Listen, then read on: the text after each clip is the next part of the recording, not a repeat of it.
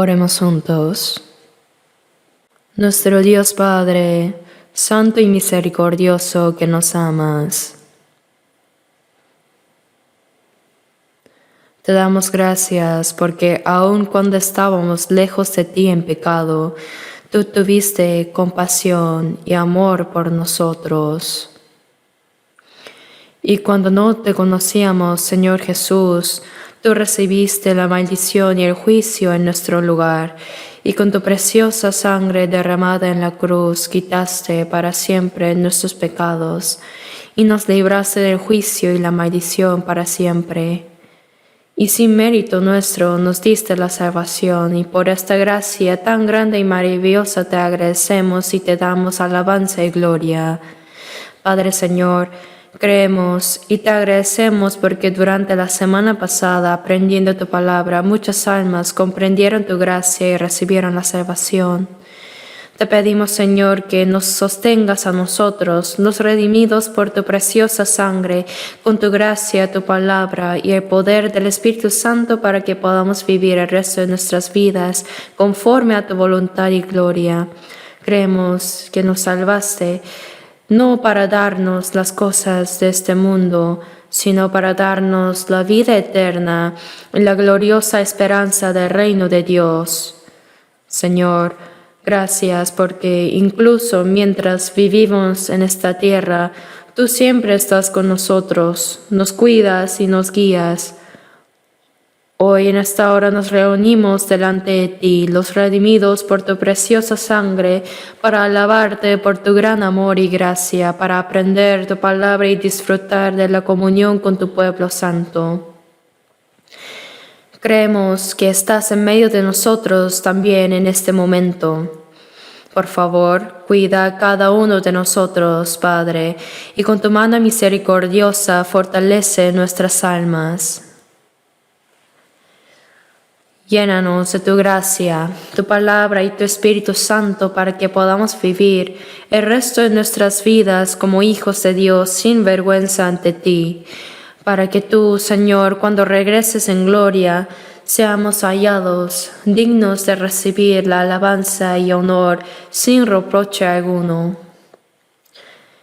Y si hay entre nosotros algún alma que aún no ha comprendido verdaderamente tu amor, por favor, abre su corazón para que pueda entender tu gracia y amor tan grande y maravilloso, y recibir la vida eterna y la esperanza. Te pedimos que bendigas a nuestras iglesias en el país, así como a todas nuestras iglesias alrededor del mundo. Señor, fortalece a todos los hermanos que aún en medio de las dificultades están guardando la fe y predicando el Evangelio. Señor, que tu gracia, tu palabra y el poder del Espíritu Santo los guíen y sostengan siempre.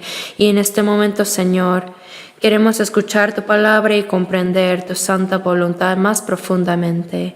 Hemos orado en el nombre del Señor Jesucristo. Amén. Busquemos en la Biblia San Mateo capítulo 13. Mateo 13. Desde el versículo 44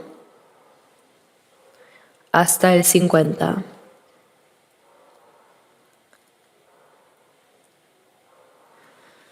Mateo 13, versículos 44 al 50. Además, el reino de los cielos es semejante a un tesoro escondido en un campo, el cual un hombre halla y lo esconde de nuevo, y gozoso por ello va y vende todo lo que tiene y compra aquel campo. También el reino de los cielos es semejante a un mercader que busca buenas perlas, que habiendo hallado una perla preciosa, fue y vendió todo lo que tenía y la compró. Asimismo, el reino de los cielos es semejante a una red que echada en el mar recoge de toda clase de peces, y una vez llena, la sacan a la orilla, y sentados recogen lo bueno en estas cestas, y lo malo echan fuera. Así será el fin del siglo. Saldrán los ángeles y apartarán a los malos de entre los justos y los echarán en el horno de fuego. Ahí será el lloro y el crujir de dientes. Hasta aquí.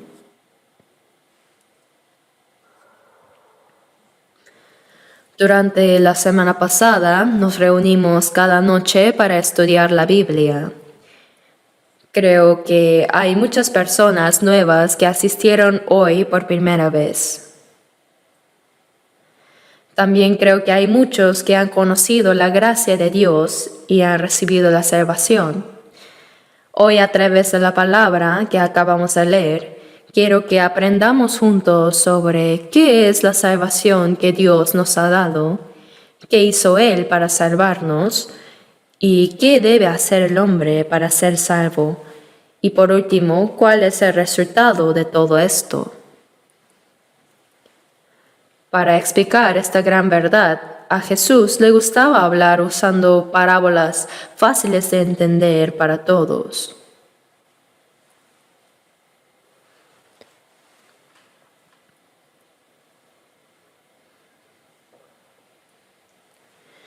Por eso en la Biblia, el Señor habló usando varias parábolas. Y en este capítulo 13 de Mateo que leímos, desde el principio habló de varios misterios del cielo usando parábolas. Y lo que acabamos de leer es la conclusión. Dice aquí, el reino de los cielos es semejante a... Jesús vino al mundo para salvar a las almas destinadas al infierno. Y Él vino para llevarlos al reino de los cielos. Por eso dijo que la obra de salvar a los pecadores para llevarlos al cielo es semejante a esto. Es semejante, dice, a un tesoro escondido en un campo. Un tesoro escondido en un campo.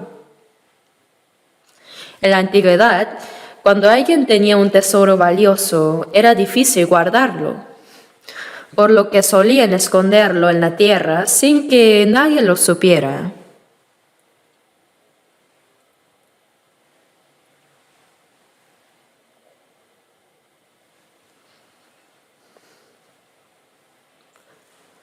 Antes, salió en las noticias que descubrieron a un hombre que había enterrado una enorme cantidad de dinero en un campo de ajos. No sé por qué esa persona enterró tanto dinero en el campo.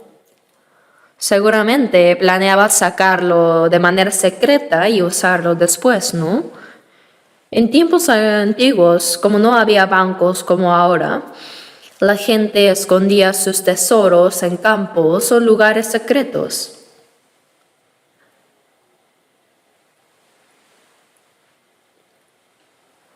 Por eso, después de mucho tiempo, si la persona que había escondido el tesoro fallecía, nadie sabría que había un tesoro escondido en ese lugar. Pero a veces, otra persona por casualidad podía llegar a descubrir ese tesoro.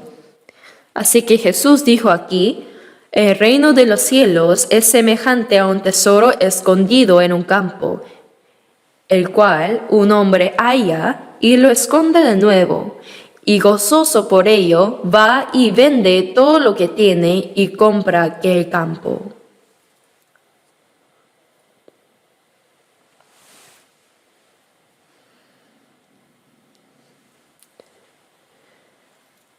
Parece que el hombre que encontró este tesoro originalmente no era el dueño de ese campo, ¿cierto?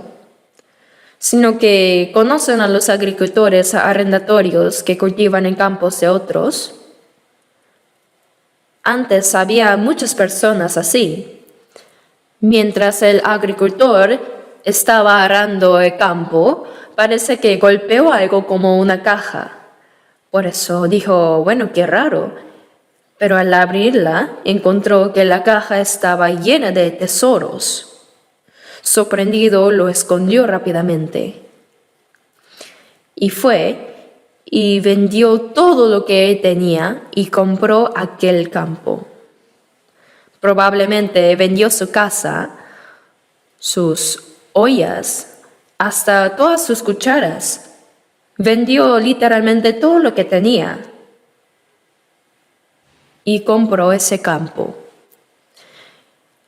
El propósito por que compró ese campo no era para cultivarlo, sino para obtener el tesoro escondido en él.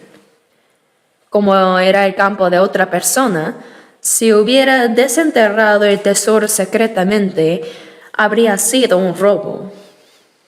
Así que para poder obtener ese tesoro legítimamente, primero tenía que comprar el campo y hacerlo suyo. Entonces, todo lo que estuviera en el campo llegaría a ser suyo.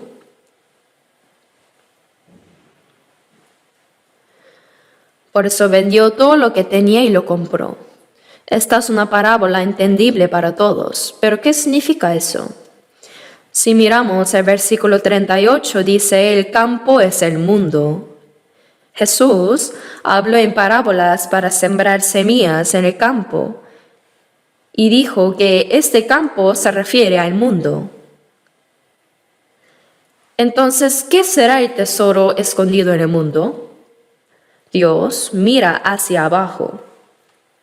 Y cuando Él mira al mundo, ve un mundo maldito y desolado por el pecado. Sin embargo, ante los ojos de Dios, hay un solo tesoro muy valioso escondido en este mundo. ¿Y qué será ese tesoro? Aunque es un lugar desolado y maldito por el pecado, ahí están las almas de las personas creadas a la imagen de Dios. Por eso, Dios mira valiosamente las almas de las personas.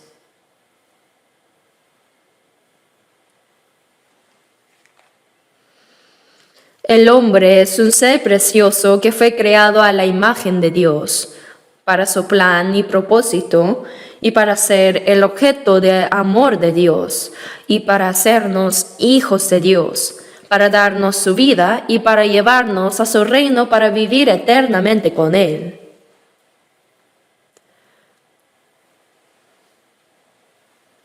Por eso en el Salmo 49:20 dice que el hombre es honorable.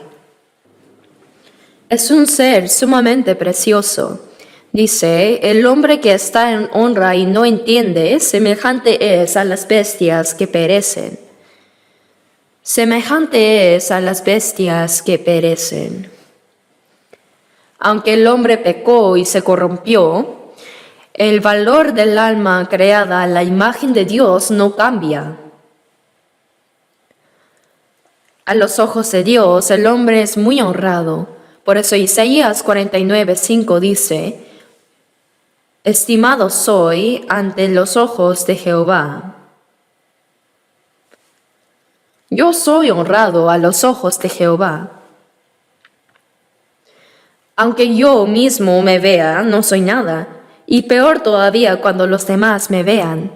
Pero yo soy estimado ante los ojos de Dios. ¿Por qué? Es porque tenemos el alma creada a la imagen de Dios, creada para su santo propósito y plan. Por eso somos estimados ante sus ojos. Aunque hay muchas cosas preciosas en este mundo, nada se compara con lo precioso que son los hijos para sus padres. Como dice, estimado soy en los ojos de Jehová. Los hijos son honrados a los ojos de sus padres porque son los herederos de sus vidas. Son una extensión de sí mismos. Por eso sus hijos son lo más honorable para sus vidas. Son seres preciosos que no se pueden comparar por nada en el mundo. En Salmo 144, versículo 3 dice, Oh Jehová, ¿qué es el hombre para que en él pienses, y el hijo de hombre para que lo estimes? Job 25, 6 dice también, cuánto menos el hombre que es un gusano.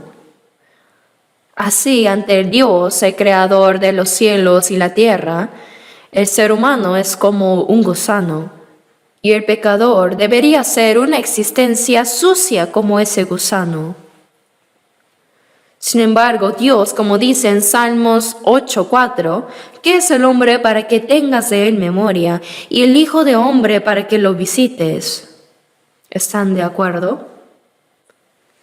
En la Biblia vemos cuánto piensa Dios en los hombres y cuánto los ama. Él envió hasta a su Hijo unigénito en forma humana para que muera en la cruz por los pecadores, para salvar sus almas. ¿Pero por qué? Para salvar esas almas y llevarlas al reino de Dios. Por eso, ante los ojos de Dios, el hombre es un ser muy honorable. Es muy precioso ante los ojos de Dios. Es un tesoro. En Isaías 43:4, Dios le dijo al pueblo de Israel, porque a mis ojos fuiste de gran estima, fuiste honorable. Israel es honorable porque es el pueblo escogido por Dios. Aunque ellos hayan pecado, Dios los ama y siempre los ha cuidado. Y en la Biblia, no solo Israel es amado y estimado por Dios, sino que este pueblo representa a todas las personas creadas a la imagen de Dios. Por eso Dios nos considera preciosos y honorables. Él nos ve valiosos como un tesoro escondido en este mundo maldito. Dios nos descubrió. Dios nos descubrió. La parte que dice que el hombre que descubrió el tesoro lo escondió, fue y vendió todo lo que tenía y compró el campo, representa lo que Dios hizo primero para salvarnos. En San Juan 3:16 dice, porque de tal manera amó Dios al mundo. Pero, ¿qué amó del mundo? Amó a las personas en el mundo. Amó las almas de las personas creadas a su imagen. Aunque el ser humano desobedeció la palabra de Dios y se corrompió, el valor de su alma no cambia. Para salvar a los hombres en este mundo, incluyendo a mí y a todos ustedes aquí presentes, Dios envió a su Hijo unigénito en forma del hombre para morir en la cruz. Él en la cruz recibió la maldición y el juicio que los pecadores debían recibir.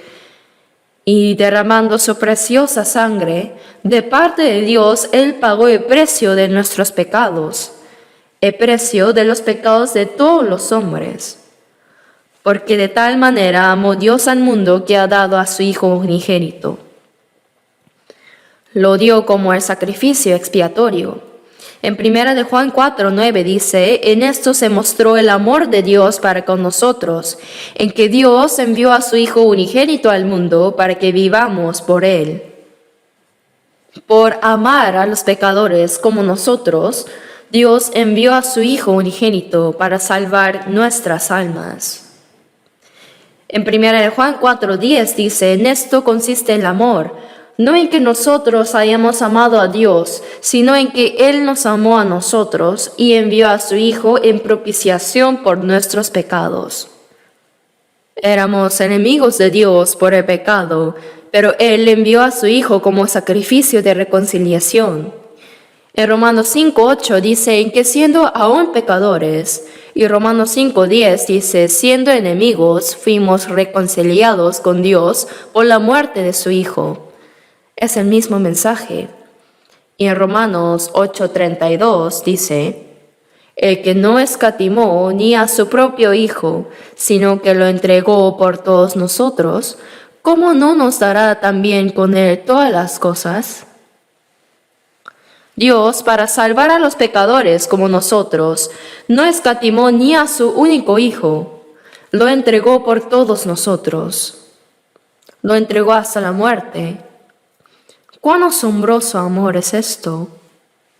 No podemos explicar completamente el amor de Dios.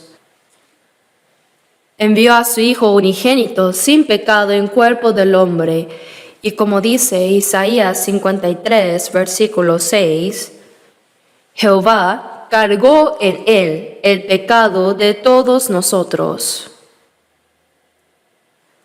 Significa que en nuestro lugar Dios cargó toda nuestra iniquidad en Jesús, que no tenía ningún pecado.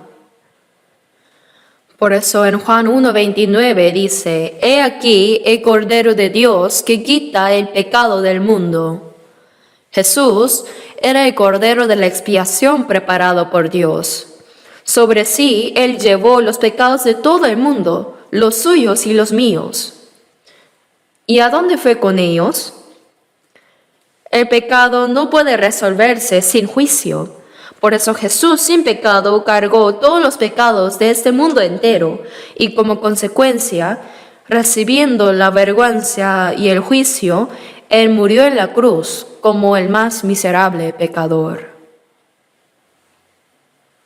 Él recibió la pena de muerte y murió así.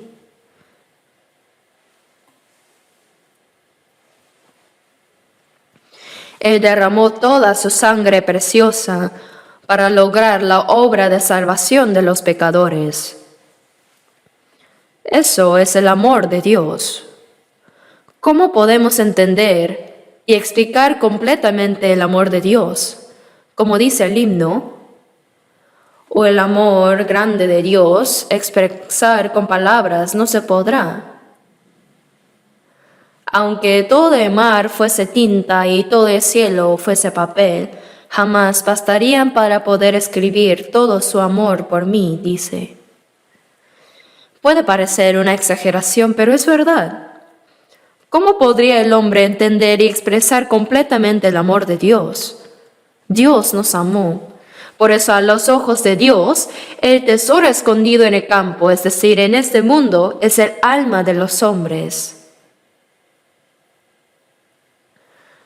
Aunque los hombres, las personas, son los seres más honorables ante Dios, hay quienes no lo comprenden y viven pensando que solo es cuestión de vivir unas décadas y morir. Y dicen, da igual, todos vamos a morir algún día.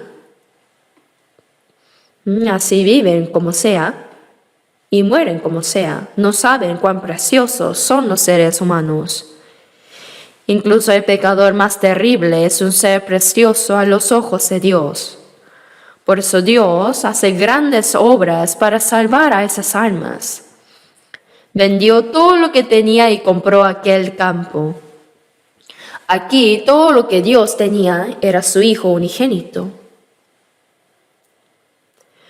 No hay mayor sacrificio que haber enviado a su Hijo único en forma del hombre para morir en la cruz.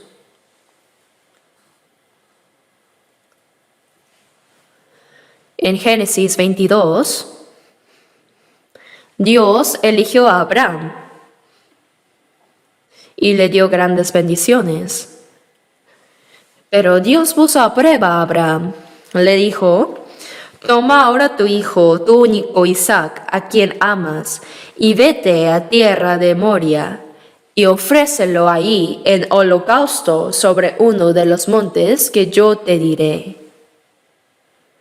Para Abraham, Isaac era el hijo que tuvo a los 100 años. Era lo más valioso para él y su esposa, que ya eran ancianos.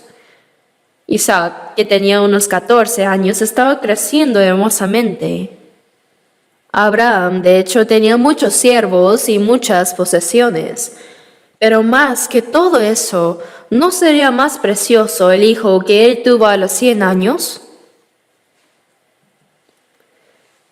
Sin embargo, Dios le dijo que fuera al monte Moria y lo ofrezca en holocausto como si fuera un cordero.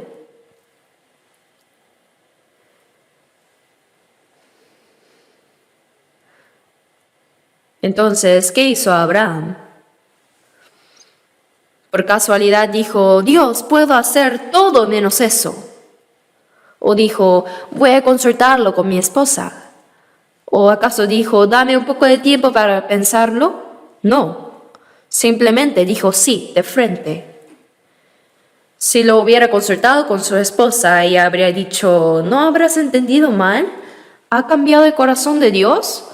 ¿No había prometido que a través de este hijo tendríamos descendientes como las estrellas del cielo? ¿Ha cambiado Dios? Tú puedes hacer cualquier cosa menos eso. Si le hubiera comentado a su esposa, ella nunca habría permitido que se llevara a Isaac. Si hubiera intentado llevárselo, ella habría dicho, tendrás que matarme a mí primero. Entonces, ¿qué habría podido hacer Abraham?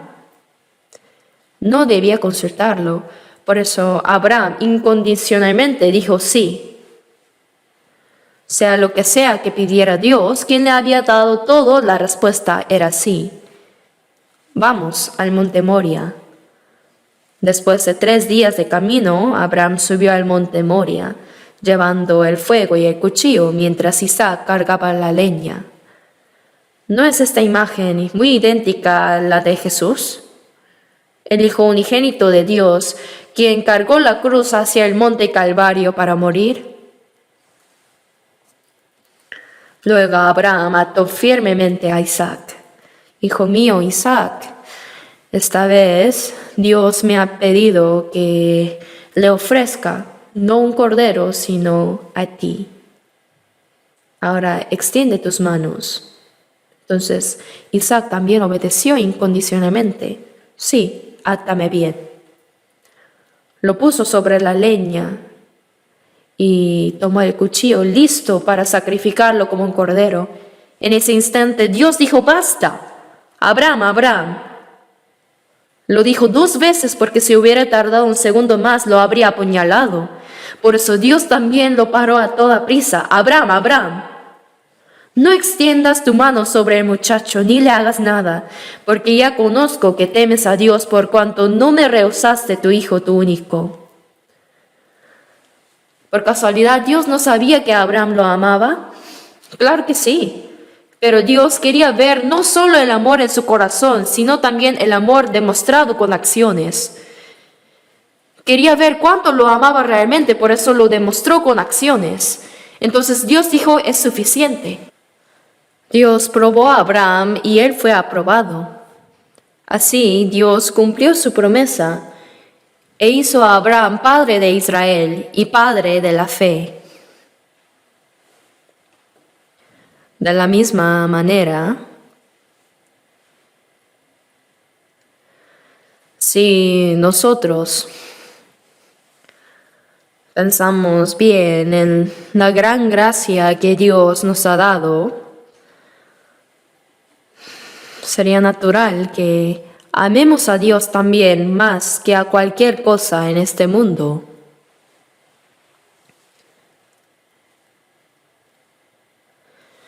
Vende todo lo que tiene y compra aquel campo. No puede haber mayor sacrificio que el sacrificio de Dios que entregó a su Hijo unigénito. Dios creó el universo con su palabra y poder.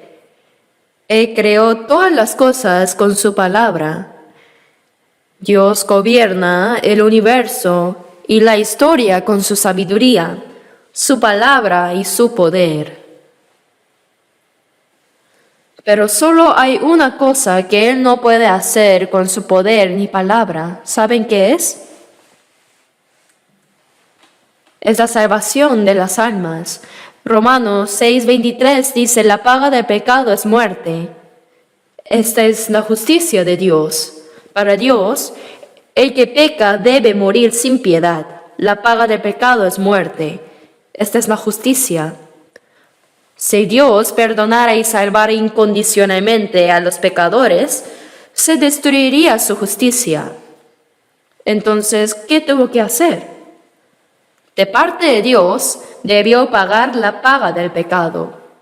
Pues si los hombres recibieran la paga de sus pecados, tendrían que morir y ser juzgados después de la muerte, y así recibir el castigo eterno en el infierno. No había otra manera. Para expiar los pecados de la humanidad, que es su justicia, Dios envió a su Hijo unigénito en forma del hombre y cargó sobre su Hijo los pecados de todos los que están en Adán.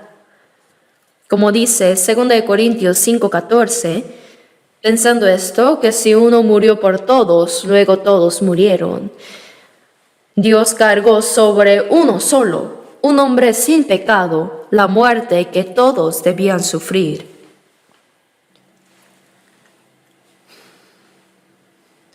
¿Qué mayor obra hay que la obra de sacrificar a su Hijo unigénito y entregarlo a la muerte? Incluso para Dios, no había otra manera de salvar a la humanidad. Por eso, en Hebreos 2:3 dice, una salvación tan grande. La salvación que recibimos, aunque la recibimos gratuitamente, de verdad, ¿saben cuán grande es? Es una obra mucho más grande que la creación de los cielos y la tierra. En Mateo 16, versículo 26, Jesús dijo que el alma del hombre es más valiosa que todo el mundo.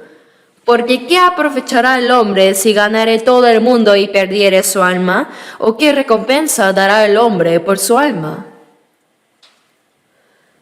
Esta vida no se refiere a la vida física de unas décadas, sino que se refiere al alma creada a la imagen de Dios, que es más valiosa que todo el mundo. Por tanto, Él no tuvo más remedio que entregar a su Hijo unigénito como el sacrificio de la expiación en la cruz. Como era la única manera, la obra de nuestra salvación es la obra más grande de todas las obras que Dios ha hecho. Hermanos, ¿saben realmente cuán alto precio pagó Dios para salvarnos? No escatimó ni a su Hijo unigénito y lo entregó hasta la muerte por nosotros. Por eso, como dice, vendió todo lo que tenía y compró aquel campo. Dios sacrificó todo lo que Él tenía para pagar el precio del pecado y salvar a los pecadores de este mundo tan pecaminoso. Si vemos en Lucas 4, el diablo se apareció a Jesús y le mostró toda la gloria del mundo diciendo, a ti te daré toda esta potestad y la gloria de ellos, porque a mí me ha sido entregada. Si tú postrado me adorares, todos serán suyos. ¿Qué significa esto? En el huerto de Edén, Dios dio a Adán, el primer hombre, la autoridad sobre todas las cosas. Pero como Abraham no pudo gobernar, pues desobedeció a la palabra de Dios y pecó, esa autoridad pasó al diablo. Como el diablo venció a Adán en la tentación, Adán le entregó al diablo la autoridad para gobernar este mundo. Por eso dice, porque a mí me ha sido entregada. Adán se la entregó al diablo. Por eso el diablo le dijo a Jesús, si tú postrado me adorares, todos serán suyos. Jesús vino al mundo para pagar el precio del pecado con su muerte y para recuperar este mundo que había pasado el diablo. ¿Pero recuperaría esa autoridad postrándose ante el diablo? No. Jesús legítimamente pagó el precio del pecado. Él salvó las almas de todos los hombres y recibió de nuevo la autoridad para gobernar el mundo. Por eso, antes de que Jesús completara la obra de la salvación, la Biblia dice que el príncipe de este mundo era el diablo. El príncipe que gobierna el mundo es el diablo, pero ahora los salvos, como el Señor pagó el precio para comprarlos de la autoridad del diablo, si solo creen en esta verdad, Nosotros, que estábamos bajo la potestad del diablo, regresamos a la potestad de Dios. Pero los que no creen todavía están bajo la potestad del diablo porque no creen. Por eso Dios entregó a su Hijo unigénito como el sacrificio expiatorio para salvarnos. Primera de Juan 2:2 dice, y Él es la propiciación por nuestros pecados. Y Primera de Timoteo 2:6 dice, el cual se dio a sí mismo el rescate por todos. El término rescate en caracteres chinos significa el dinero usado para liberar. En la antigüedad, si una persona era vendida por un precio, solía ser como un esclavo, ¿verdad? Entonces, para liberar a esa persona, alguien debía pagar el precio correspondiente en su lugar.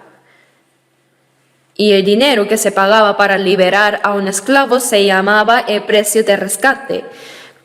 Como dice en 1 de Timoteo 2:6, el cual se dio a sí mismo el rescate por todos. Él pagó todo el precio por nuestros pecados.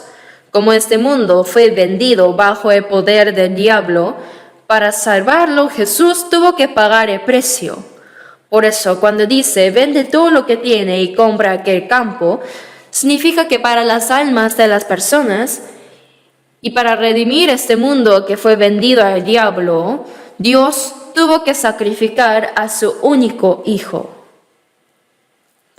No escatimó nada de lo que tenía, sino que le entregó todo para salvarnos. Como vemos en Hebreos 9:12, y no por sangre de machos cabríos ni de becerros. En el Antiguo Testamento, los israelíes sacrificaban animales sin defecto como ovejas, cabras o becerros y derramaban toda su sangre para el perdón de sus pecados. Pero la sangre de los animales en realidad no podía perdonar pecados. Por eso Jesús no usó la sangre de animales. No usó la sangre de machos cabríos o becerros, sino que cumplió la eterna redención con su propia sangre preciosa como el único Hijo de Dios. Cuando Jesús murió en la cruz derramando toda su sangre, sus últimas palabras fueron consumado es. ¿Qué fue lo que consumó? Él completó la obra de perdonar nuestros pecados y salvarnos. Él pagó el precio del pecado y compró este mundo que estaba bajo la potestad del diablo. Por eso cuando dice, vende todo lo que tiene y compra aquel campo, esto representa lo que Dios hizo por nosotros para salvarnos. Pero el tesoro en este campo no sabe quién es su dueño ahora. Asimismo, las personas en este mundo no saben que están bajo el poder del diablo por el precio de sus pecados.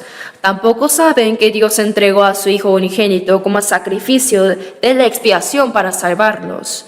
Y que Dios ya pagó el precio y compró todo el mundo. No saben esto. El precio escondido en el campo no sabe nada de esto. Pero como ya se pagó todo el precio, ahora hay que desenterrar ese tesoro, ¿no? Y la segunda parábola dice, también el reino de los cielos es semejante al mercader que busca buenas perlas. La perla ha sido desde la antigüedad un tesoro muy valioso, algo muy precioso. En la Biblia también hay muchas menciones sobre las perlas. Un mercader que busca buenas perlas. El deseo de esta persona era encontrar una buena perla. Ese era su propósito. El reino de los cielos es semejante al mercader que busca buenas perlas. ¿Qué significa esto? El hombre fue creado a la imagen de Dios, pero perdió su comunión con Él por su corrupción, su pecado. Aún así, su alma, que fue creada en la imagen de Dios, tiene deseos espirituales. En el interior del hombre hay un conocimiento de Dios y es lo que llamamos la religiosidad. Como dice Eclesiastés 3:11, todo lo hizo hermoso en su tiempo y ha puesto eternidad en el corazón de ellos. El corazón anhela la eternidad. Pero ¿por qué daría ese anhelo a las personas que ni siquiera viven 100 años? Pues este deseo de eternidad no es un deseo físico, sino del alma. El alma desea vivir para siempre como Dios. Por la eternidad quiero vivir con Dios. Eso es el deseo espiritual. Por eso, como el mercader que busca las buenas perlas, los hombres tienen un corazón que busca a Dios. Tiene el anhelo por la vida eterna. Si no obtienen la vida eterna, nunca se sentirán satisfechos. Por más que ganen mucho dinero, no habrá satisfacción. Incluso por más que obtengan fama y poder. Como el ser humano tiene dentro de sí el alma creada a la imagen de Dios, no hay verdadera felicidad ni satisfacción hasta ser como Dios, es decir, hasta obtener la vida eterna como Dios. Por tanto, mientras que por parte de Dios ya se completó la expiación por nuestros pecados, por parte de los hombres todavía existe ese anhelo de eternidad. Es la necesidad del alma. Mateo 7:7 dice, buscad y hallaréis. Y Jeremías 29:13 dice, me buscaréis y me hallaréis, porque me buscaréis de todo vuestro corazón. El anhelo ferviente de buscar a Dios, el deseo del alma de ser salvada y el corazón que busca la verdad. Hay esto en los hombres. Por eso en San Juan 14:6 Jesús dijo, yo soy el camino y la verdad y la vida. Nadie viene al Padre sino por mí.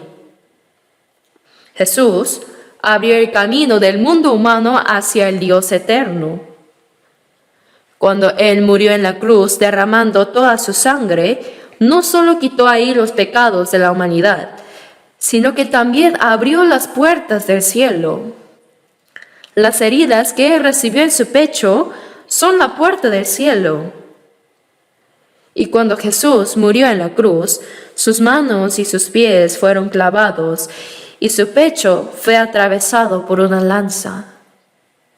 Él derramó toda su agua y sangre, pero tan pronto como fue atravesado y derramó su sangre, las puertas del cielo se abrieron de par en par. Por eso si vemos en Hebreos 10:20 dice, por el camino nuevo y vivo que Él nos abrió a través del velo, esto es, de su carne. Por eso Jesús también dijo, yo soy el camino y nadie viene al Padre sino por mí.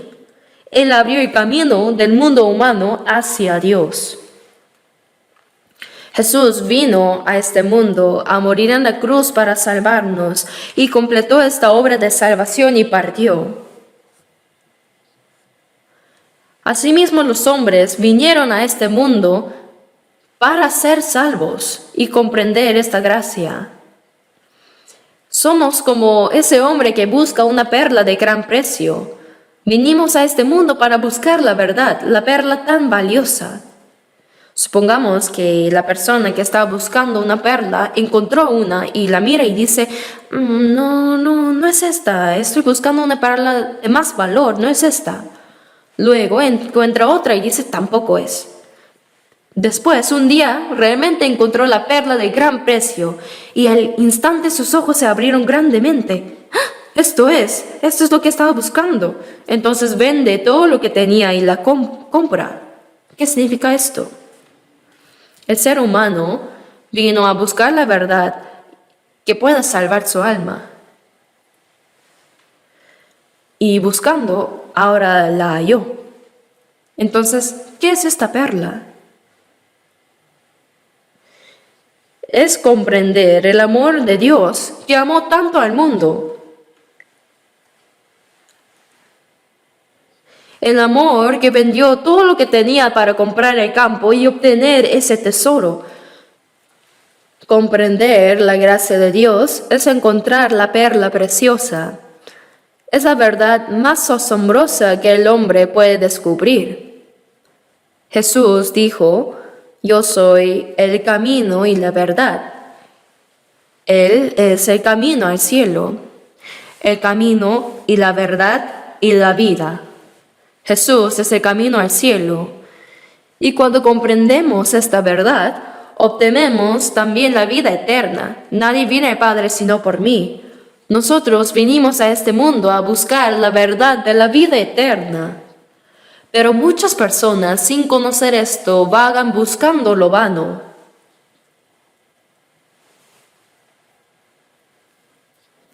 Como dijo el rey David, el gran rey de Israel, en su oración en Salmos 39, 6 al 7, dice: ciertamente como una sombra es el hombre. La gente en este mundo va y viene como una sombra. La sombra desaparece en un momento, ¿cierto? Ciertamente en vano se afana, amontona riquezas y no sabe quién las recoge. Dice que la gente busca afanosamente algo, pero no encuentra nada. Encuentra más bien lo que es vanidad. Ciertamente en vano se afana, amontona riquezas y no sabe quién las recoge. En este mundo hay ricos muy famosos, ¿verdad? Como también en el pasado. Esa persona, por ejemplo, ahora de Tesla, dice que tienen una fortuna inmensa. Ese tipo de persona tendría que vivir, si es así, miles de años, ¿verdad? Pero si observamos, los ricos suelen morir más temprano. Como dice en Lucas 12, versículos 19 y 20, alma, muchos bienes tienes guardados para muchos años. Repósate, come, bebe, regocíjate. Pero Dios le dijo: necio, esta noche vienen a pedirte tu alma, y lo que has provisto, ¿de quién será? El que acumula riquezas para su cuerpo, que morirá algún día, pero no se prepara para encontrarse con Dios, debe prepararse para estar de pie ante Dios después de la muerte. Job 19, 26 dice: y después de deshecha está mi piel, y en mi carne he de ver a Dios. Cuando este cuerpo muere y vuelve al polvo, no es el fin, sino que el alma debe salir del cuerpo para encontrarse con Dios. Pero muchas personas viven para lo que algún día desaparecerá, sin hacer ninguna preparación para encontrarse con Dios. Ciertamente en vano se afana, amontona riquezas y no sabe quién las recoge. ¿Cuán necio es esto? Por eso David dice en Salmos 39, 7, y ahora, Señor, ¿qué esperaré? Mi esperanza está en ti. Mi esperanza está en el Señor. El gran rey David sabía cuán vanas son las cosas de este mundo. Este gran David, que conquistó todos los poderes paganos a su alrededor y estableció un reino unificado, sabía cuán vanas son las cosas de este mundo y dijo: y ahora, Señor, ¿qué esperaré? Mi esperanza está en ti. Por eso debemos obtener la vida eterna que Dios da. Venimos a este mundo para buscar esa gracia de Dios, esa verdad. Esa es la perla de gran precio. La perla de tan gran precio. Pero la gente, sin conocer esto, va buscando lo vano. Oh vida, naciste en ese río sola, que viniste a buscar aquí. Como sea la vida, ya no me importa más, ni el dinero, amor, ni la fama quiero. Pero si no es dinero, amor, fama, ¿qué más hay? No es eso. Hemos venido a encontrar algo. Venimos con las manos vacías y también nos iremos con las manos vacías. Pero aunque vayamos así, el alma debe irse habiendo obtenido la vida de Dios.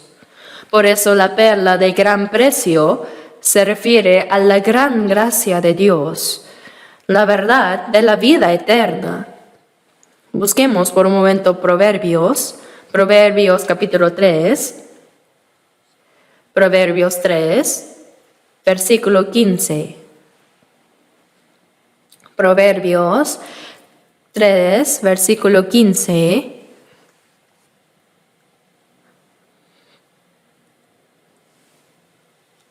Leamos juntos.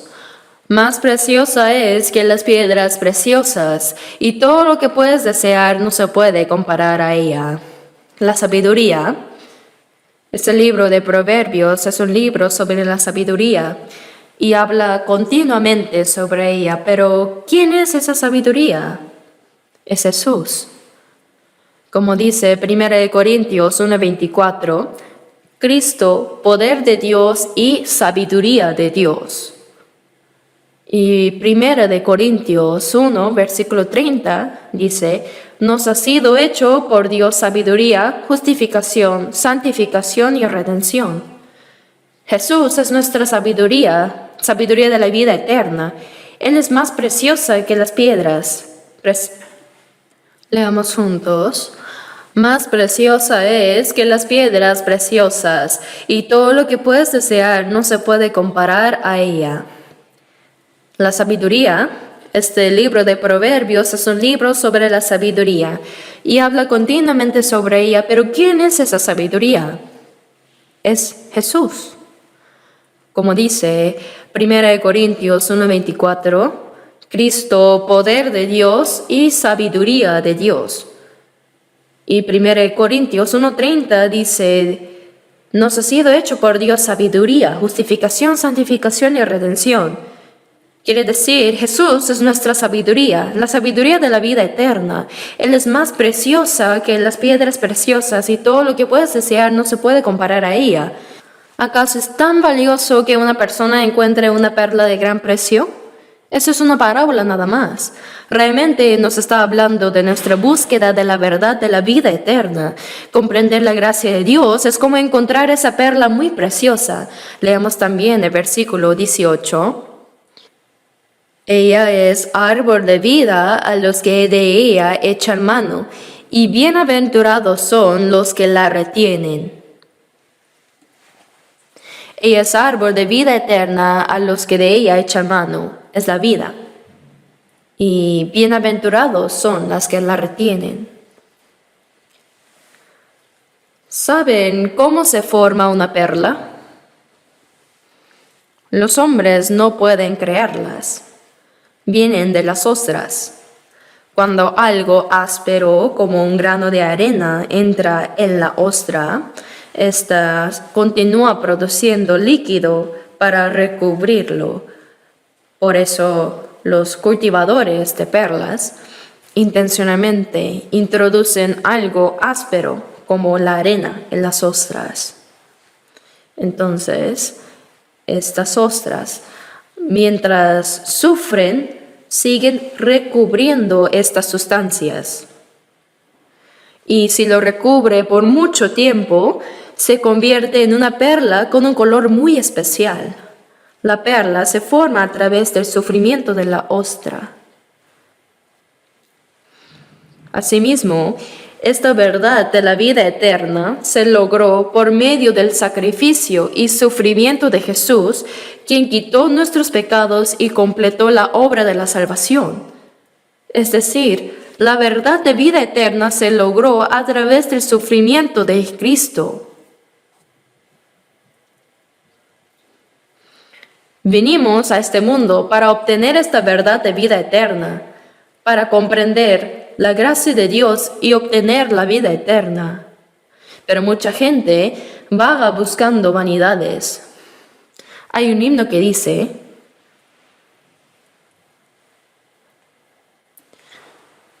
como la mujer junto al pozo yo busqué las cosas vanas nada más. Mucha gente ha buscado como yo las cosas vanas del mundo. La gente de este mundo no sabe ni siquiera qué está buscando. Vagan buscando lo vano. Eso está mal. Dios quiere darnos la vida eterna, y Jesús, a través de su muerte en la cruz y resurrección, completó la obra de salvación para que obtengamos esa vida eterna. Nosotros vinimos al mundo para comprender esa gracia de Dios y recibir la vida eterna, esa perla de gran precio. Me buscaréis y me hallaréis. Pero ¿dónde debemos buscarlo? Delante de Dios en su palabra. Como dice Jeremías 29:13, me buscaréis y me hallaréis porque me buscaréis de todo vuestro corazón. Es encontrar al Señor. Un hombre japonés llamado Kanzo Uchimura escribió un libro titulado La búsqueda de la paz. He leído algunos de sus libros y en este en particular cuenta cómo él encontró la verdadera paz en su corazón. Para encontrarla, dice que estudió literatura, practicó religiones, hizo obras también de caridad, estudió teología e intentó hacer muchas cosas, pero aún así no lo había logrado. Pero un día él comprendió la gracia de Dios y encontró verdadera paz en su corazón a través de la Biblia. Halló la paz del alma. Este libro, Búsqueda de la Paz, escrito por Kanzo Uchimura, también está disponible en la librería abajo. Si uno comprende la gracia de Dios que escribió Uchimura, se puede alcanzar una verdadera paz. Leí su testimonio que decía, así como la perla se forma a través del largo sufrimiento de la ostra, la salvación se logró por medio del sufrimiento y sacrificio de Jesús en la cruz. Como dice Colosenses 1:6, el Evangelio que ha llegado hasta vosotros, desde el día que oísteis y conocisteis la gracia de Dios en verdad. Este Evangelio que comenzó en Israel después de que Jesús murió en la cruz, resucitó, vino el Espíritu Santo. Este Evangelio se extendió por toda Judea, Samaria y hasta lo último de la tierra, desde el centro del mundo hacia Roma, Europa y América, dando una vuelta, llegó hasta nosotros en el extremo oriental. Hemos recibido este Evangelio un poco tarde. Me seréis testigos hasta lo último de la tierra. Nosotros escuchamos y comprendimos este Evangelio y fuimos salvos. Es como encontrar una perla de gran precio. El que encontró esta perla tan preciosa debe haberse sorprendido y pensado, esto es lo que está buscando, ¿verdad? El deseo de esta persona era encontrar una perla preciosa. ¿A qué se refiere esto? Se refiere a que vinimos a este mundo para encontrar la verdad que da la vida eterna. Al principio, yo no fui a la iglesia porque quería creer en Jesús, sino que cuando estaba en secundaria en Busan, yo iba a una escuela cristiana. Por eso tenía que ir a la iglesia obligatoriamente y asistir a los cultos los domingos. Pero mientras seguía aprendiendo la Biblia, me di cuenta que, existe un Dios que creó los cielos y la tierra. Existe el alma y más allá de la muerte existen el cielo y el infierno también. Empecé a creer en cada cosa, así poco a poco, que Dios existe, que tenemos el alma y que después de la muerte hay el cielo eterno y el infierno. Entonces pensé, voy a esforzarme mucho para ir al cielo y no al infierno. Así me convertí en un cristiano fervoroso, lo hice con mucha dedicación por más de 10 años y pensé, aunque no pueda hacer muchas cosas, voy a estudiar y leer la Biblia a fondo. Así que entré con un amigo al seminario presbiteriano en Daegu y durante los 4 años de estudio leí el Nuevo Testamento más de 50 veces. Antes de comer también leía un capítulo de la Biblia siempre. Todos los sábados iba con folletos a los mercados y parques para predicar. Pensé que yo era el mejor creyente de verdad. Yo era tan dedicado que mientras estudiaba en el seminario ya me habían encargado una iglesia rural cerca de Daegu donde prediqué durante 2 años. Así pensé que yo recibiría el mejor lugar en el cielo. ¿Quién podría ser más dedicado que yo?, pensé. Pero me di cuenta de que algo estaba mal con mi fe, porque Juan 3:3 dice que no naciera de nuevo no puede ver el reino de Dios. Y cuando me examiné, no tenía una experiencia clara de haber nacido de nuevo. Entonces, realmente no era renacido todavía. Si moría en ese momento, yo no podría ir al cielo. Iba a ir de frente al infierno, pero no podía decírselo a nadie. Por eso, mientras luchaba solo con esto, el 30 de octubre del año 1962, por las 8 de la noche, comprendí qué relación tiene conmigo Jesús y la gracia de su cruz. Hasta entonces solo conocía doctrinal e intelectualmente, pero ese día encontré la perla de gran precio. Estaba tan feliz y agradecido.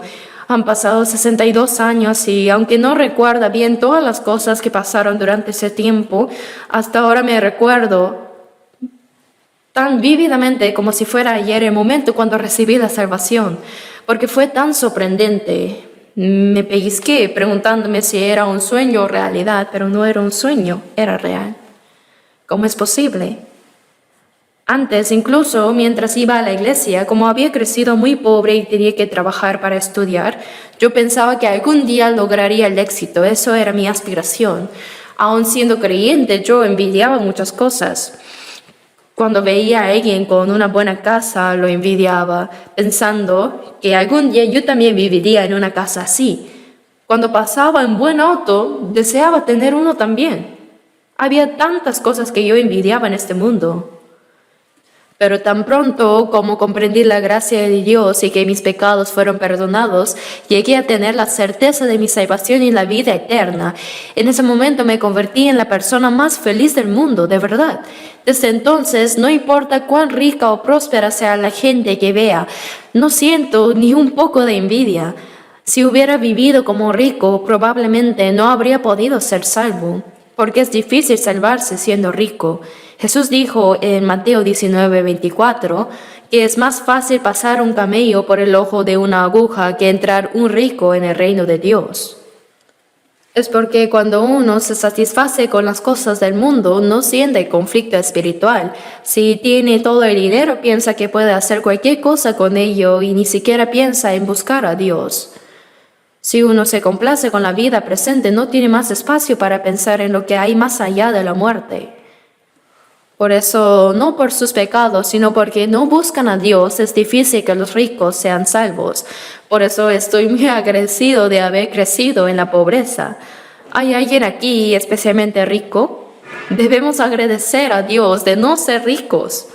Antes pensaba, ojalá hubiera nacido en una familia rica en Estados Unidos. ¿Por qué nací en una familia tan pobre? Pero no es así. Gracias a eso, llegué a entender la gracia de Dios y soy muy feliz incluso ahora. Aunque hayan pasado 62 años, la felicidad sigue creciendo en mi corazón. El cielo no está lejos, sino que está dentro de nosotros, como dice Lucas 17:21. El reino de Dios está entre vosotros. Y Romanos 14:17 dice, el reino de Dios no es comida ni bebida, sino justicia, paz y gozo en el Espíritu Santo. Cuando se cumple la justicia de Dios, se alcanza la paz y el gozo inescrutable en el corazón. Ese corazón es el reino de Dios. Hay personas que dicen, aunque sufro tanto, ahora iré al cielo cuando muera. Pero si tu corazón es un infierno, ¿cómo puedes ir al cielo? Antes de verte, oh Señor, lejos de mí me pareció el reino celestial allá, mas ahora se cumplió en mí. El reino de Dios que se veía a lo lejos se cumple en el corazón. Es un pequeño cielo en nosotros y ese cielo eterno se acerca más día a día. En Juan 17:3 Jesús dijo, y esta es la vida eterna, que te conozcan a ti, el único Dios verdadero, y a Jesucristo, a quien has enviado. Primero conocer a Dios y a Jesucristo, a quien Él envió. Entender quién es Jesucristo y qué es lo que Él hizo para salvarnos es obtener la vida eterna. Conocer con certeza y creer seguramente son lo mismo. Esta es la vida eterna, que te conozcan a ti, el único Dios verdadero. Conocer al Dios que creó los cielos y la tierra, entender qué relación tiene con nosotros Jesús, a quien Dios envió, y comprender lo que Él hizo para salvarnos, eso es la vida eterna. ¿Han encontrado ya realmente una perla preciosa? La verdad de la vida eterna dice que vendió todo lo que tenía y la compró. Pero no debemos malinterpretar esto. No significa que compremos la verdad de la vida eterna con dinero. No. La verdad de la vida eterna nos fue dada gratuitamente por Jesús, quien pagó el precio de nuestros pecados y murió en la cruz y resucitó. Perdonó todos nuestros pecados con su sangre, venció el poder de la muerte con su resurrección. Esto lo recibimos por gracia mediante la fe sin ningún costo ni mérito nuestro. Cuando dice que vendió todo lo que tenía y compró aquel campo, significa que la persona que comprende esa inmensa gracia de Dios ahora dedica su vida para esa gracia y verdad de la salvación. En Salmo 116, versículo 12, dice: ¿Qué pagaré a Jehová por todos sus beneficios para conmigo?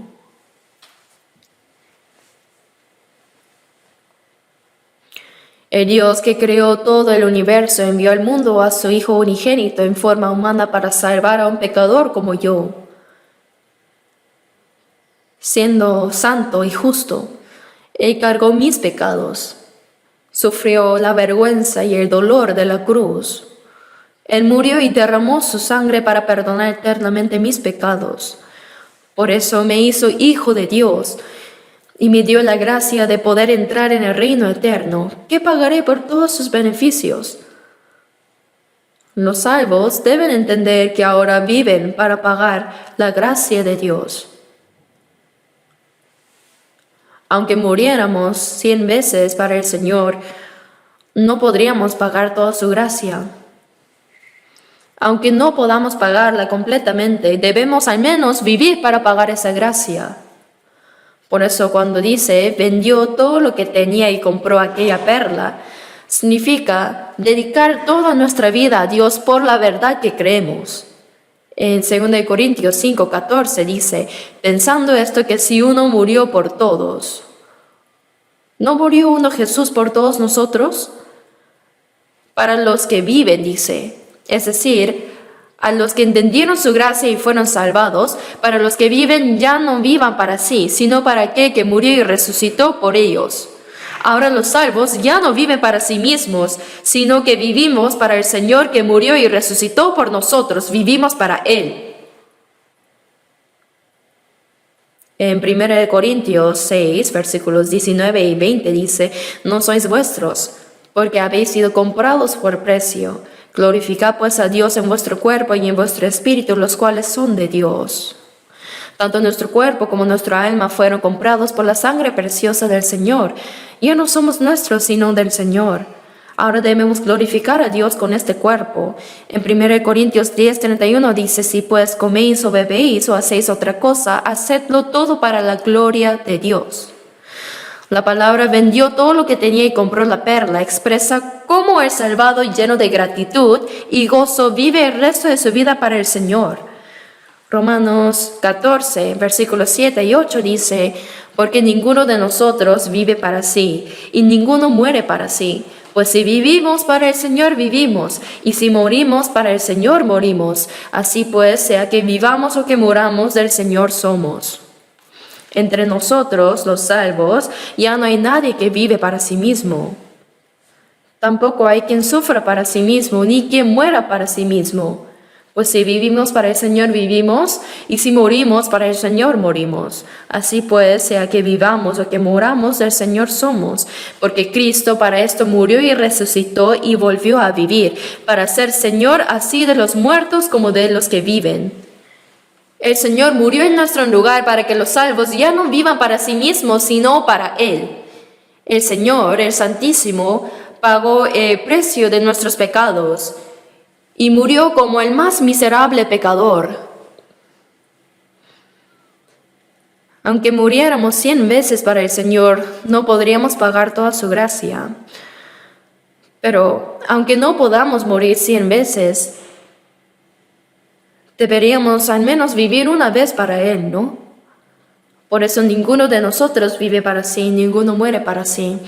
En realidad no somos nuestros, sino que como nuestra alma y nuestro cuerpo fueron comprados con la sangre del Señor, ahora somos del Señor. Por eso no tenemos derecho a morir ni a vivir para nosotros mismos. Sea que vivamos o que muramos, del Señor somos. Esta es nuestra vida cristiana después de ser salvos. Es sumamente natural que después de ser salvos, nuestra vida cambie completamente para Dios. ¿Acaso puede una persona salva vivir como si no lo fuera? Esto es imposible.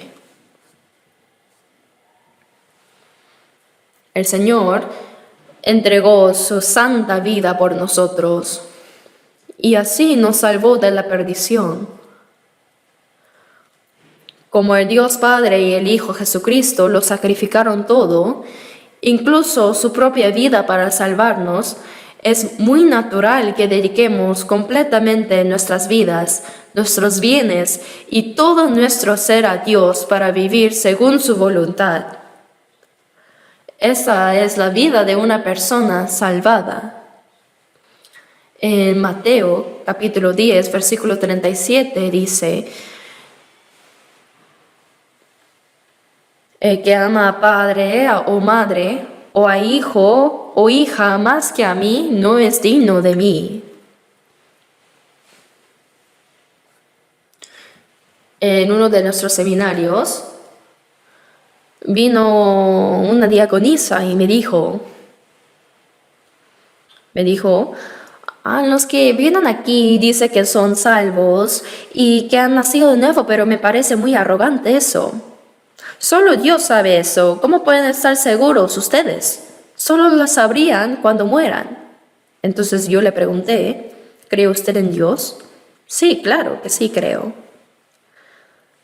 Bien, entonces ¿cree que el Señor murió en nuestro lugar y quitó nuestros pecados para salvarnos? Sí, lo creo, dice. ¿Y ama usted al Señor? Sí, por supuesto que lo amo. Entonces, ¿cuánto lo ama? ¿Tiene hijos? Ella tenía 3 hijos. Uno era médico, otro profesor universitario y el último militar. Era una señora mayor y hablaba de sus hijos con mucho orgullo. Entonces le pregunté, señora, ¿y por casualidad ama al Señor más que a sus hijos? Pero ella no pudo responder. Después de un buen rato me dijo, no puedo entender eso. Dios es muy codicioso, el Señor quiere que lo amemos solo a Él. Por eso le respondí, así es. Es natural, pues en verdad usted aún no ha comprendido verdaderamente el amor de Dios. Como nunca ha entendido cuán grande y maravilloso es el amor de Dios, no tiene corazón para amarlo. Cualquiera puede amar un poco. Hasta amamos a nuestros perros y el dinero. La cuestión es, ¿cuánto los amamos? Jesús dijo que debemos amar a Dios más que a nuestro padre, madre, hijo, hija, hermano, hermana, incluso más que nuestra propia vida. Al escuchar esto, esa señora se quedó cabizbaja. Su semblante se oscureció porque se dio cuenta de que algo estaba mal en su fe. Aún así, asistió hasta el final del seminario de la Biblia.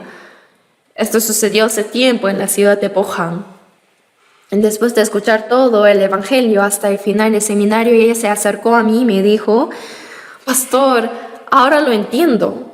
Ahora sí amo al Señor más que a mis hijos. Había comprendido verdaderamente el amor del Señor.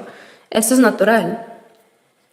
El Señor entregó su vida por nosotros. Dios entregó a su Hijo unigénito hasta la muerte por nosotros. De verdad es completamente natural que lo amemos a Él más que a todo lo demás.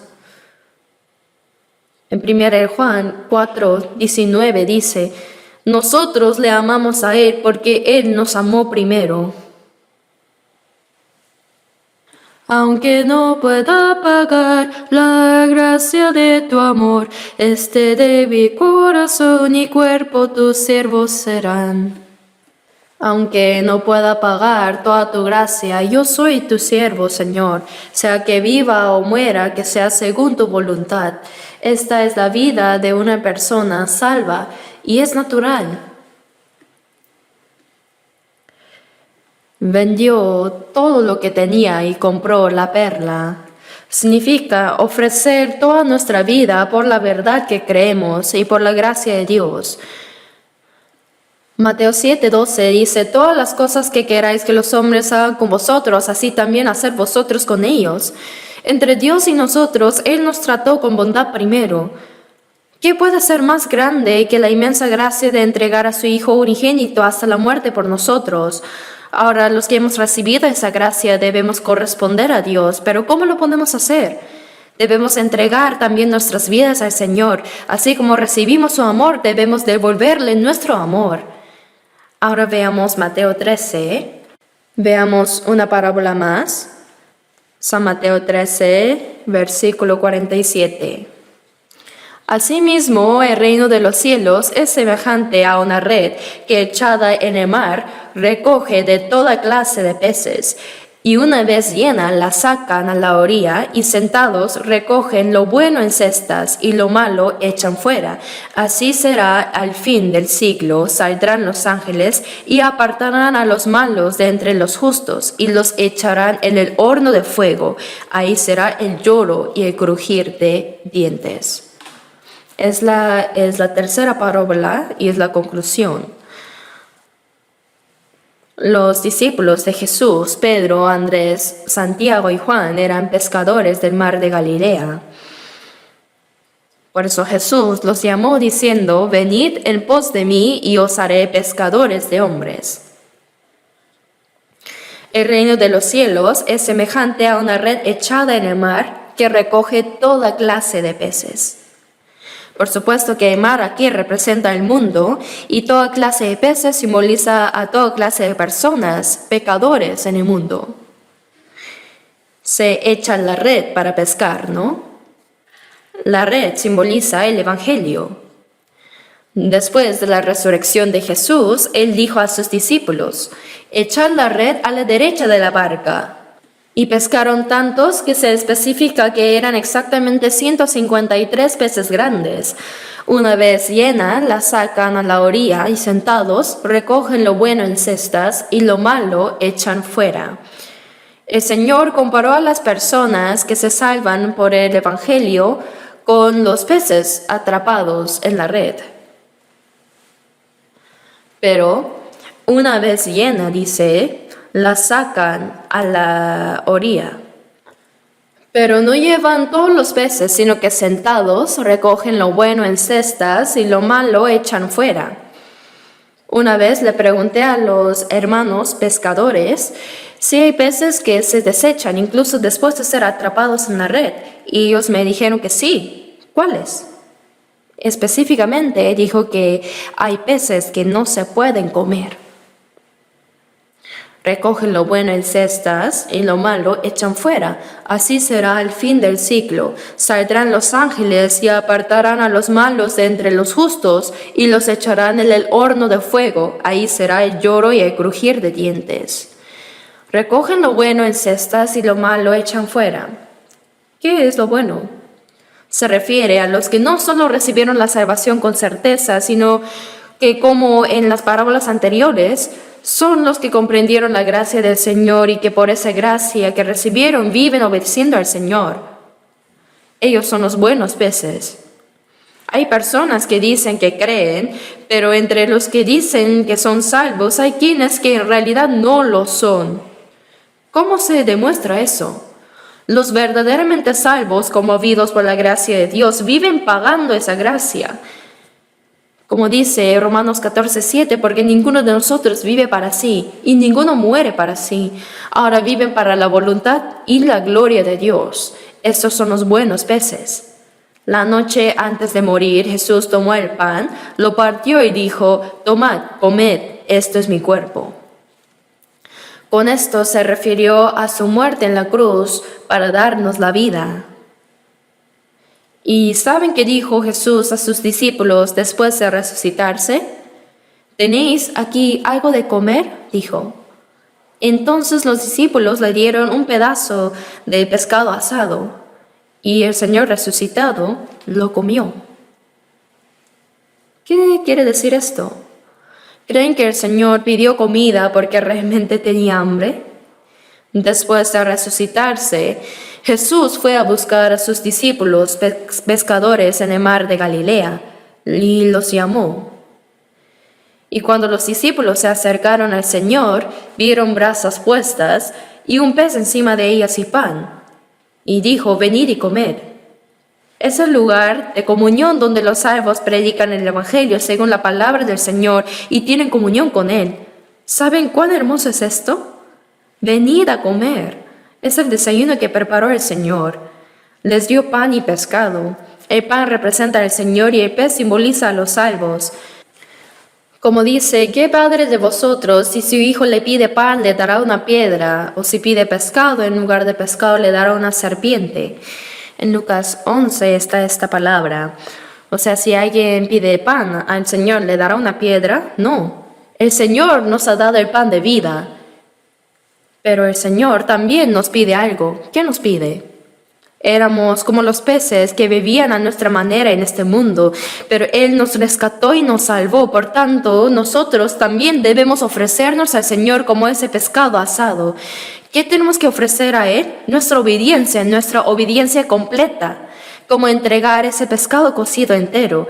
El Señor murió por mí y ahora yo vivo para Él. Por eso Apocalipsis 3:20 dice: entraré a Él y cenaré con Él y Él conmigo.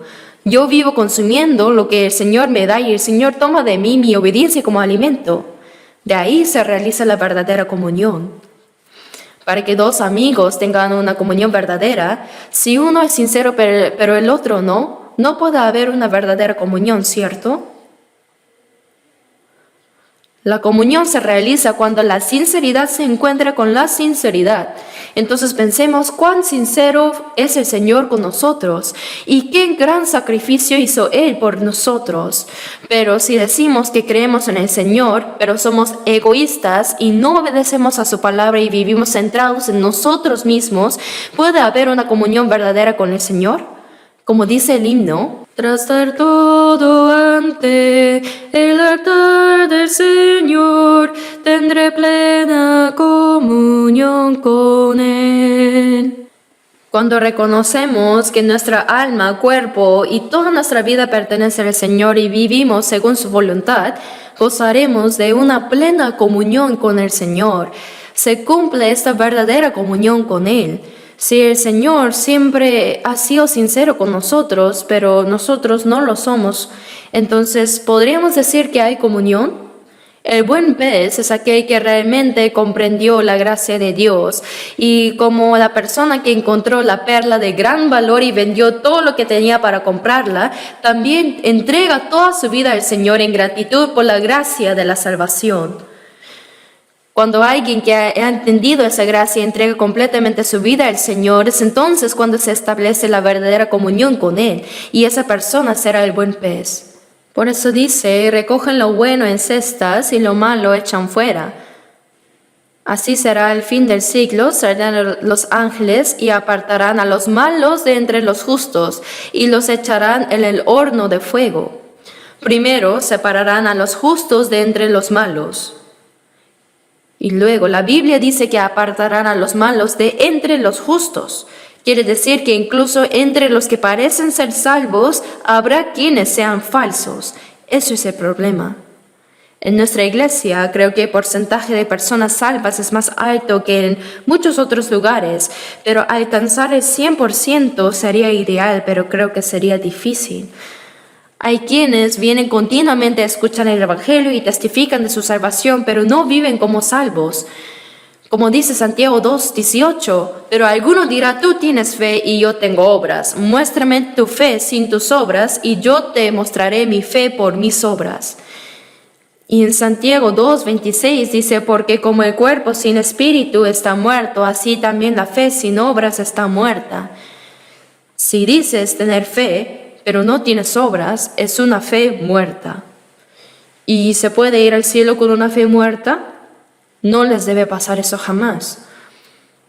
Si comprendiste la gracia de Dios y recibiste la salvación, debe haber gozo, gracia y gratitud de Dios en tu corazón, y tu corazón y vida práctica deben cambiar. Si pues coméis o bebéis o hacéis otra cosa, hacedlo todo para la gloria de Dios. Porque ninguno de nosotros vive para sí, ninguno muere para sí. Ya sea que vivamos o que muramos, que todo sea para el Señor, que todo sea para la gloria de Dios. Esto es natural para los salvos. Esa es la evidencia de que somos salvos. Él apartará a los malos de entre los justos salvos. Hermanos, esta es una palabra muy temible. Los echarán en el horno de fuego. Ahí será el lloro y el crujir de dientes, dice. En la Biblia, desde el principio, Dios separó la luz y las tinieblas. Él separó las aguas de arriba del firmamento y las aguas de abajo. Dios escogió a Abraham y separó a Ismael y a Isaac. Y de Isaac separó a Esaú y a Jacob. Así Dios siempre ha separado y clasificado. Y en el Nuevo Testamento se separan el trigo de la cizaña, el grano de la paja y el justo de los malvados. Lucas 3:17 dice, recogerá el trigo en su granero y quemará la paja en fuego que nunca se apagará. Hermanos, no basta con decir que somos salvos o cristianos, sino que debemos vivir como personas verdaderamente salvadas. Por supuesto, no significa que al ser salvos nos convertiremos inmediatamente en ángeles. Aún siendo salvos, queda en nosotros la vieja naturaleza y por eso a veces no obedecemos completamente, pero debemos ir cambiando a medida que aprendamos la palabra. Desde que un bebé nace, empieza a crecer poco a poco, ¿verdad? Si vemos 1 Pedro 2:2 dice, desead como niños recién nacidos la leche espiritual no adulterada, para que por ella crezcáis para salvación. Cuando un bebé nace, se alimenta del pecho de su madre y crece sano y fuerte. Primero gatea, luego se agarra de la mesa tambaleándose, se pone de pie y da sus primeros pasos. ¿No debería crecer poco a poco así? Pero si un niño no muestra ningún cambio después de 1 año o incluso después de 3 años, ¿podríamos alegrarnos por ello? No. Debe crecer. Si crece, toda la familia aplaude diciendo, nuestro bebé ya camina, nuestro bebé ya come solo. Todos se alegran al ver los cambios. De la misma manera, nuestra fe debe crecer para vivir según la voluntad de Dios, agradarle y mostrarle una vida que glorifique su nombre. Todo lo que tiene vida crece sin excepción. Si han pasado 3, 5, incluso 10 años desde que recibimos la salvación y no hemos cambiado, ¿no estaría mal algo? Así que como personas salvadas, debemos vivir el resto de nuestras vidas para la gloria de Dios. El tesoro escondido en el campo. Sabemos que Dios nos ve como preciosos y que Él pagó un precio muy alto para salvarnos, ¿verdad? Y ahora el deseo del mercader de buscar las perlas preciosas representa nuestro deseo de encontrar la verdad que da la vida eterna. El hombre tiene este anhelo en su corazón. Cuando uno recibe la salvación dice, ajá, esta es la verdad que estaba buscando. Y la palabra vendió todo lo que tiene y la compró. Significa que tenemos que entregar nuestras vidas al Señor y vivir para la verdad en la que creemos. Esa persona al final entrará en la vida eterna como el buen pez. Pero aquellos que no lo hacen serán separados como los malvados de los justos. Esa palabra me llena de mucho temor. Todos los que estamos reunidos aquí para cantar, orar y tener comunión deberíamos presentarnos ante el Señor si es que Él viniera hoy. Pero me preocupa que haya quienes no puedan recibir al Señor en gloria. Por eso, escuchando la palabra, debemos examinarnos primero a nosotros mismos. De verdad, ¿qué tipo de fe tengo yo delante de Dios? Hay que probarnos y asegurarnos de esto. Oremos juntos. Padre Dios misericordioso, Te agradecemos por tu inmensa gracia, porque cuando éramos pecadores, tú nos amaste primero y cargaste la maldición y el juicio que nosotros merecíamos. Con tu sangre quitaste para siempre nuestros pecados y nos diste la salvación sin ningún mérito nuestro. Comprados por tu sangre, ahora nuestro cuerpo y alma son tuyos. Te pedimos que nos guíes para poder vivir el resto de nuestras vidas conforme a tu voluntad y para tu gloria. Como hijos de Dios y cristianos salvos, ayúdanos a vivir de manera digna de nuestro llamado. Señor, también concédenos tu gracia para que ninguno de nosotros sea parte de ti y para que podamos participar en la gloria tuya cuando regreses. Guía y gobierna completamente nuestras vidas con tu palabra y tu espíritu. Hemos orado en el nombre de nuestro Señor Jesucristo. Amén.